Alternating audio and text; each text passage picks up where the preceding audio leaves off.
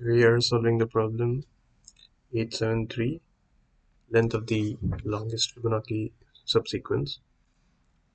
We've been given basically a Fibonacci subsequence is one where numbers are from x1 to xn, n is greater than equal to 3, and xi plus 1 is equal to xi plus 2.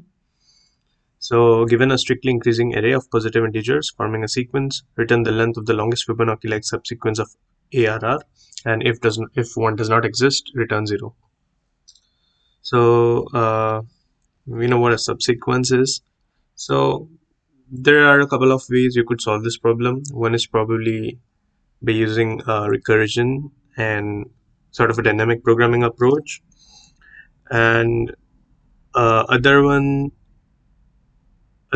is a method which is basically similar to brute force. So you use two for loops there, and as we've been given that the numbers are strictly increasing, so it means there are no duplicates in it, so it makes our life a bit easier.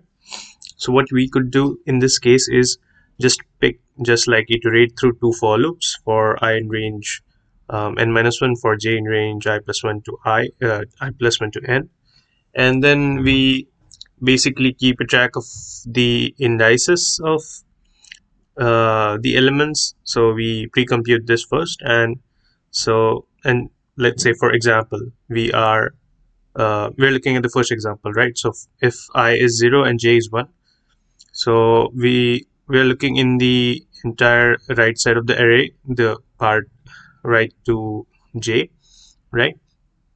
And we know that the next number is, like, for this particular ing, the next number has to be 3, right? So we find 3 there. So we know now, like, if the current number is 3, the next is gonna have to be equal to 5, right? Because 3 plus 2 is 5, and then the next one is gonna have to be 8, right? So we can do a while loop there, where the current and the previous pointers are just changing, and basically we see if the next number that is to be generated is in the array, we just like add 1 to our counter and then just like update the maximum result variable. So it's a bit simpler than it sounds like. So let's define an default dictionary of integers, and let n be the length of array. So for I comma x in enumerate ARR, so index of x is equal to I. So we are storing the index of a particular number, and then we have a result to 0. We're going to return this result if result is greater than 2, else we're going to return 0. So for I in range n minus 1, for j in range I plus 1 to n, so we choose two numbers, and we define the initial counter to be equal to 2, as we have chosen I and j, and let's say a previous index is equal to I for now, and the current index is equal to j. So we run a while loop here, while ARR of previous index plus ARR of current index in index. So basically, if the next number is present in our dictionary, we just update our count, we update res,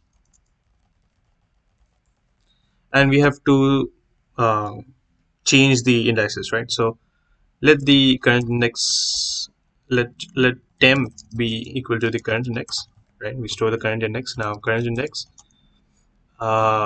we are going to update current index to index of the new number, so basically index of this, and then the previous index is going to be equal to 10, right? So this completes our loop, and after I guess we don't need to declare the count variable to again, because we've already done it inside this loop. But the count should reset after this while loop. And I think this should be enough. Let's try to run it.